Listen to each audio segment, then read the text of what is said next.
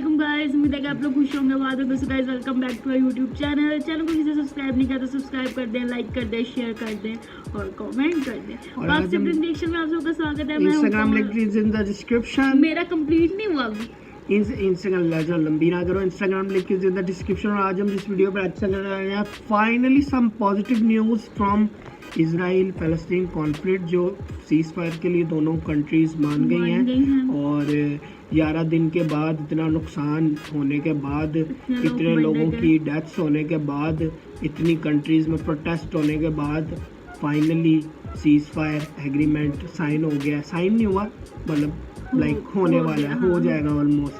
तो देख लेते हैं क्या इससे इफेक्ट आया, कौन जीता कौन हारा, देख लेते हैं। Let's start.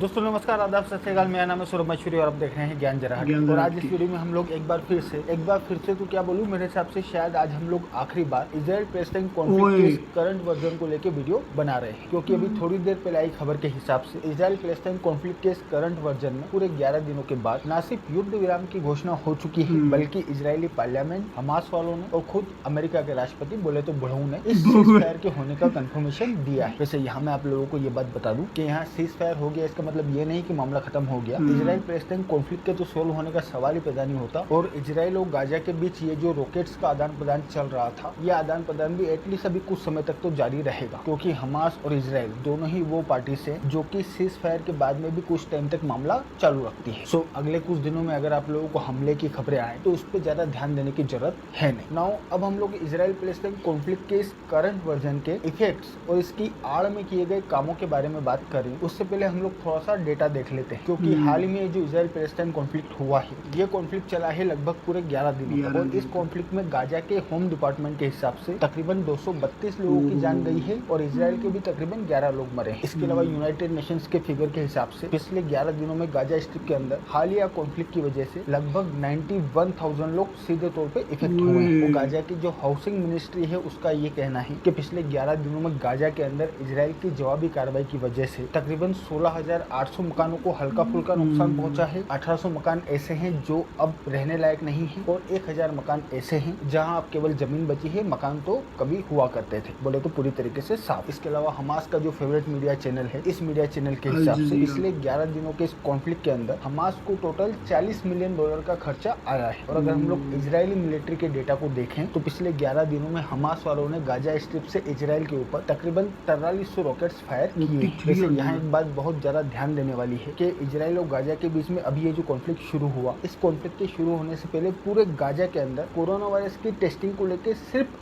एक टेस्टिंग सेंटर था। और इन लोगों का वहाँ पे सिर्फ एक टेस्टिंग सेंटर बनाने के पीछे का मेन कारण ये था कि इनके पास पैसे नहीं थे। सो कोरोना वायरस की टेस्टिंग करने के लिए इन लोगों के पास पैसे नहीं है, लेकिन इन लोगों ने इजराइल के ऊपर $40 मिलियन के रॉकेट्स फायर कर दिए। और अगर हम लोग पूरी ईमानदारी से बात करें तो ये प्रोवोकेशन इजराइल की तरफ से नहीं था। भाई इजराइल के अंदर जो कुछ भी हो रहा था। आगे के शुरुआत में 105 रॉकेट्स हमास वालों ने फायर किए। सो ये बात भी सचमुच ध्यान देने वाली है। इसके अलावा अगर हम लोग इस पूरे कॉन्फ्लिक्ट में इजराइल के खर्चे की बात करें तो खुद इजरायली मीडिया के हिसाब से पूरे कॉन्फ्लिक्ट के शुरुआती 3 दिनों में ही इजराइल को तकरीबन $166 मिलियन का नुकसान उठाना पड़ा था। अब इजराइल को उसका आंकड़ा भी हम लोगों के पास नहीं है। और सच कहूँ तो इजराइल को इकोनॉमिकली ज्यादा नुकसान होना लाजमी था, क्योंकि इजराइल के पास इकोनॉमी है और गाजा के अंदर तो इकोनॉमी के नाम पे कुछ भी नहीं है, तो उनको क्या इकोनॉमिक लॉस होगा। नाउ अब हम लोग बात करते हैं सीज फायर और इस पूरे कॉन्फ्लिक्ट के उस पहलू के बारे में जिसके बारे में शायद आप लोगों ने ना सोचा हो, क्योंकि तकरीबन 11 दिन तक चले इस कॉन्फ्लिक्ट के बाद आप में से ज्यादातर लोग यही सोच रहे होंगे कि भैया आखिर इस तरीके के कॉन्फ्लिक्ट से किसको क्या मिला और देशों को इस तरीके के कॉन्फ्लिक्ट्स को अवॉइड करना चाहिए। तो एक्चुअली में मामला थोड़ा सा अलग है, क्योंकि पिछले 11 दिनों में जो कॉन्फ्लिक्ट हुआ है, इस एक तीर की मदद से अमेरिका और इजराइल ने मिलकर इतने निशानों को टारगेट किया है जिसकी कोई गिनती नहीं। मैं उनमें से कुछ टारगेट्स आप लोगों को बताता हूँ जो इन लोगों ने सीधे तौर पर अचीव किए, क्योंकि मेरे हिसाब से भाई साहब को तो आप लोग जानते ही होंगे और भाई साहब ने अपने पूरे जीवन काल में क्या क्या कुकर्म कर रखे हैं, ये बात भी किसी से नहीं छुपी। सो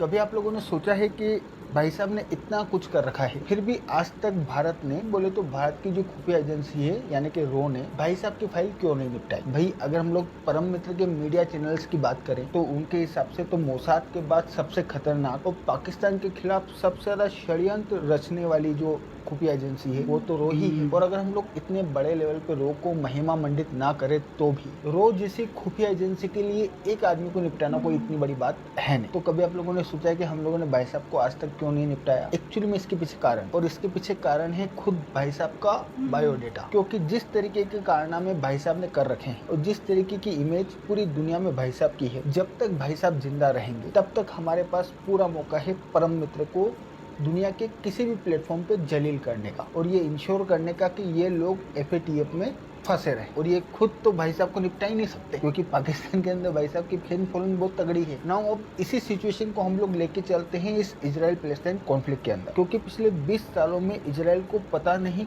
कितने मौके मिले जब वो लोग अगर चाहते तो हमास को पूरी तरीके से खत्म कर सकते थे, इंक्लूडिंग इस बार। लेकिन आज तक इजराइल ने हमास को खत्म नहीं किया। इनफैक्ट शुरुआती दिनों में हमास को बैकिंग देने वाला खुद इजराइल था। ये कहानी कुछ और है, इसके बारे में कभी सोचेंगे, किसी वीडियो में बात करेंगे तो करेंगे, कोई प्रॉमिस नहीं कर रहा है ना। बट इजराइल को सचमुच मौके मिले और सचमुच इजराइल नहीं चाहता कि हमास खत्म हो, क्योंकि पिछले 11 दिनों में अगर आप लोगों ने नोटिस किया तो आज की तारीख में पूरी दुनिया के अंदर ये जो मुस्लिम यूथ है, इन लोगों के साथ में सबसे बड़ी समस्या ये है कि इन सब के हिसाब से इस्लाम खतरे में है और इनकी जवाबदारी है कि इस्लाम को बचाया जाए। सो जैसे ही कोई फोटो या कोई भी फर्जी खबर इन लोगों के व्हाट्सएप पे आती है, एक तो इनके अंदर का सैनिक जाग जाता है और दूसरा ये लोग हाईली रेडिकलाइज फॉर्म में उन रेडिकल बंदों का सपोर्ट करना शुरू कर देते हैं जो कि सामने वाली पार्टी को वाइप आउट करने की बात कर रहा हो। और यही चीज हम लोगों ने पिछले 11 दिनों में भी देखी। सो जैसे कि हम सभी लोग जानते हैं कि भैया ये जो पैलेस्टाइन है ये एक्चुअली में 2 भागों में बटा हुआ है, एक वेस्ट बैंक और दूसरा गाजा। और ये जो वेस्ट बैंक वाला इलाका है, इस इलाके की जो लीडरशिप है उसे पूरी दुनिया पैलेस्टाइन के एक्चुअल रिप्रेजेंटेटिव के तौर पे देखती है। लेकिन जब भी इस तरीके का कॉन्फ्लिक्ट खड़ा होता है तो पूरी दुनिया का जो मुस्लिम यूथ है वो पैलेस्टाइन की इस लीडरशिप को सपोर्ट करने के बजाय हमास या हिजबुल्लाह जैसे संगठनों के पीछे जाके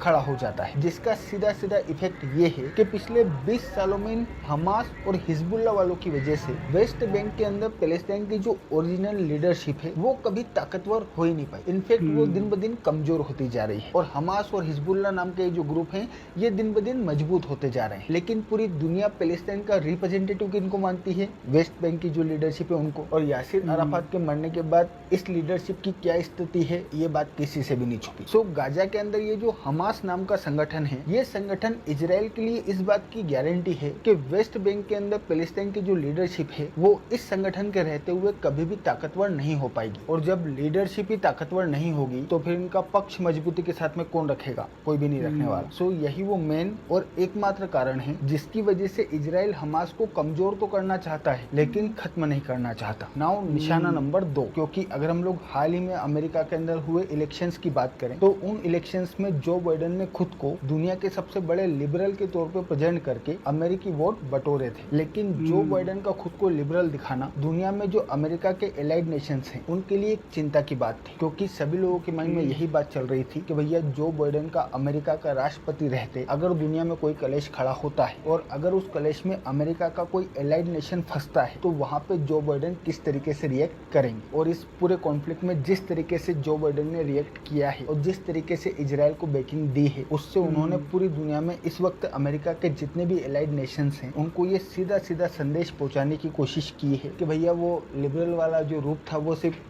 वोट तक ही था। अब वोट मिल चुके हैं, शपथ ग्रहण समारोह भी हो चुका है, अब टेंशन लेने की कोई भी बात नहीं, जो होगा निपटेंगे। टारगेट नंबर 3 वेपन इंडस्ट्री, क्योंकि इजराइल का जो Iron Dome missile defence system है इसे सिर्फ इजराइल ने नहीं बनाया बल्कि ये एक्चुअली में कलेक्टिव एफर्ट से बना है। और अगर हम लोग इस पूरे कॉन्फ्लिक्ट में इस Iron Dome missile defence system के परफॉर्मेंस को देखें तो इसने लगभग 90% एक्यूरेसी के साथ में वर्क किया है, जो सचमुच में एक बहुत बेहतरीन नंबर है। और ये नंबर इन नियर फ्यूचर इस मिसाइल डिफेंस सिस्टम को बेचने में बहुत बड़ा रोल प्ले करेगा। तो हम लोग यहाँ ये बात भी कह सकते हैं कि इस पूरे कॉन्फ्लिक्ट ने एक तरह से Iron Dome missile defence system के लिए डेमो दिखाने का काम किया है। इसके अलावा इजिप्ट, क्योंकि जैसा कि हम सभी लोग जानते हैं कि भैया साल 2011 में आई अरब स्प्रिंग के बाद इजिप्ट के अंदर मुस्लिम ब्रदरहुड ग्रुप ना सिर्फ पावर में आया, बल्कि उस वक्त मुस्लिम ब्रदरहुड ग्रुप के पावर में आने की वजह से सबसे ज्यादा खतरा क्रिएट हुआ इजराइल, यूएई और सऊदी अरेबिया को। और इसी वजह से आज से कुछ साल पहले इजिप्ट के अंदर एक बार फिर से तख्ता पलट किया गया मुस्लिम ब्रदरहुड ग्रुप को पावर से बाहर निकालने के लिए। और ऑब्वियस सी बात है, ये तख्ता पलट अमेरिका और इजराइल की बैकिंग से हुआ है। लेकिन अगर आप लोग न्यूज को कॉन्स्टेंटली फॉलो कर रहे हैं तो मेरे हिसाब से आप लोगों को पता होगा, और अगर कॉन्स्टेंटली फॉलो नहीं कर रहे तो शायद ना पता हो। बट जब से इजिप्ट के अंदर ये नई लीडरशिप पावर में आई है, तब से लेके अब तक इस लीडरशिप के लीडर बोले तो सीसी इजिप्ट के अंदर कॉन्स्टेंटली एक एक करके मुस्लिम ब्रदरहुड ग्रुप के इन लोगों की फाइल निपटाने में लगे हुए हैं, जिसको लेके पूरी दुनिया में उनका अच्छा खासा क्रिटिसिज्म भी हुआ है। और उनके ऊपर इस बात का बहुत ज्यादा प्रेशर भी था कि वो इजिप्ट के अंदर स्वच्छ इजिप्ट अभियान को तुरंत प्रभाव से बंद करे। और यहीं पे अमेरिका, इजराइल और इजिप्ट वालों ने मिलकर एक बहुत तगड़ी चाल चली है। क्योंकि अगर आप लोगों ने न्यूज पढ़ी हो और अगर आप लोगों ने जो बाइडेन के भाषण को ध्यान से सुना हो, तो इस वक्त यहाँ इस कॉन्फ्लिक्ट के अंदर इजराइल और हमास के बीच में जो सीज फायर हुआ है, इसका क्रेडिट जो बाइडेन ने नहीं लिया, बल्कि इसका पूरा क्रेडिट दिया गया इजिप्ट और इजिप्ट की लीडरशिप को, ताकि ये जो मुस्लिम ब्रदरहुड वाला पूरा का पूरा मामला चल रहा है, उसको मिडिल ईस्ट के अंदर इजिप्शियन गवर्नमेंट के खिलाफ जितनी भी आवाजें उठ रही है, इस सक्सेसफुल सीज फायर के बाद वो सारी की सारी आवाजें दब जाए और स्वच्छ इजिप्ट अभियान को फिर से शुरू किया जा सके। And last but not least, UAE,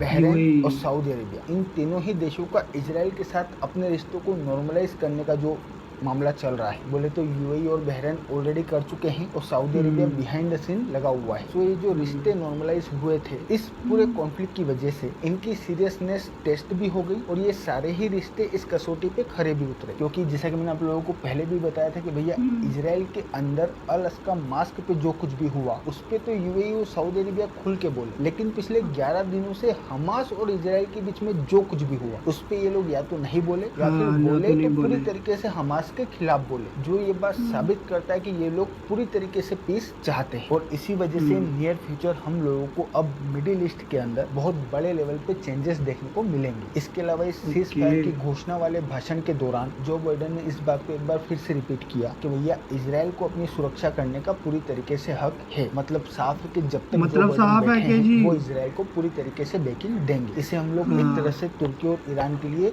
message भी मान सकते हैं। इसके अलावा ईरान के साथ में अमेरिका की जो न्यूक्लियर डील होने वाली है, उसके ऊपर भी इस कॉन्फ्लिक्ट का बहुत ज्यादा असर आएगा। क्योंकि मैं पर्सनल ओपिनियन, अगर इजराइल 11 दिन में सीज फायर के लिए रेडी हुआ है, तो इसका यहाँ पे साफ साफ मतलब ये बनता है कि जो बाइडेन ने इजराइल की लीडरशिप को प्रॉमिस किया होगा कि वो ईरान के साथ उस न्यूक्लियर डील को पूरी तरीके से रिपीट नहीं करेंगे जो कि बराक ओबामा ने ईरान के साथ में की थी, बल्कि यहाँ अब जो डील होगी उसमें इजराइल के पॉइंट ऑफ व्यू को और ज्यादा सिक्योर किया जाएगा। इसके अलावा अब इजराइल के अंदर जो इलेक्शन होंगे, उसमें इस कॉन्फ्लिक्ट का बेंजामिन नेतन्याहू को सीधे तौर पे बेनिफिट मिलेगा। और पैलेस्टाइन के अंदर जो इलेक्शन होंगे, उसमें पैलेस्टाइन की जो मेन लीडरशिप है वो और ज्यादा डिवाइडेड होगी, क्योंकि लोगों का खून अभी गर्म है। सो वो लोग उन्हीं लोगों को वोट देंगे जो पूरी तरीके से साफ करने की बात कर रहे हैं। लेकिन एग्जैक्टली क्या होगा ये तो ऑब्वियस सी बातें आने वाला वक्त बताएगा। बाकी तो मैं हूँ आपका दोस्त सर, और आप देख रहे थे ज्ञान जरा की। Thank you for watching, I really appreciate your video. और बाकी यार सीज फायर तो हो गया वहाँ पे एग्रीमेंट, लेकिन ये अभी थोड़ा चलेगा, अभी इतना लाइक इजीली ये खत्म नहीं होगा।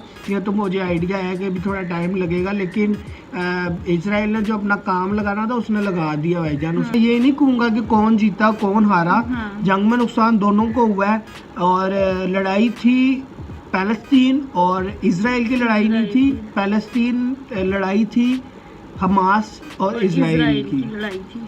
पैलेस्तीनी जो लोग थे गाजा में, वो तो एम ही बेचारे पिस रहे थे। उनके पास तो कुछ है ही नहीं ना, हथियार के नाम पे पत्थर है उनके पास, और क्या है। और उसके बाद जो वेस्ट बैंक में इजरायली गवर्नमेंट, वो पैलेस्टीनियन गवर्नमेंट है, अब उनको वो आर्मी बनाने की इजाज़त ही नहीं है, अपना सेल्फ डिफेंस करने की इजाज़त ही नहीं है। तो वो हमास को ही बैक करेंगे ना कि वो करे वो एग्रीमेंट। और इसमें कौन जीता कौन आ रहा है, इसमें कोई भी नहीं जीता कोई भी नहीं आ रहा। इंसानियत की बीच में डेथ्स हुई हैं, दोनों साइड से डेथ्स हुई हैं, फ़लस्तीन में ज़्यादा हुई हैं, बच्चों की डेथ हुई हैं। तो इजराइल ने जो काम लगाना होता है वो लगा देता है। और सबसे बड़ी बैकअप जो है अमेरिका है इजराइल के साथ, जब तक अमेरिका इसराइल के साथ है, इसराइल को मतलब कोई कुछ नहीं कह सकता। ये मैं पाकिस्तानी कह रहा हूँ। हालांकि मैं भी जज्बाती हूँ, मैं भी कहता हूँ कि इसराइल को ख़त्म करो, इसराइल नहीं होना चाहिए, इसराइल बड़े जुल्म करता है ये वो। लेकिन लॉजिकल होकर सोचे तो जब तक अमेरिका इसराइल के साथ है, इसराइल को कोई कुछ नहीं बिगाड़ सकता। ये मैं कह रहा हूँ। मिलता है मैं नेक्स्ट वीडियो में, तब तक ख्याल रखें। 1 2 3 अपडेट।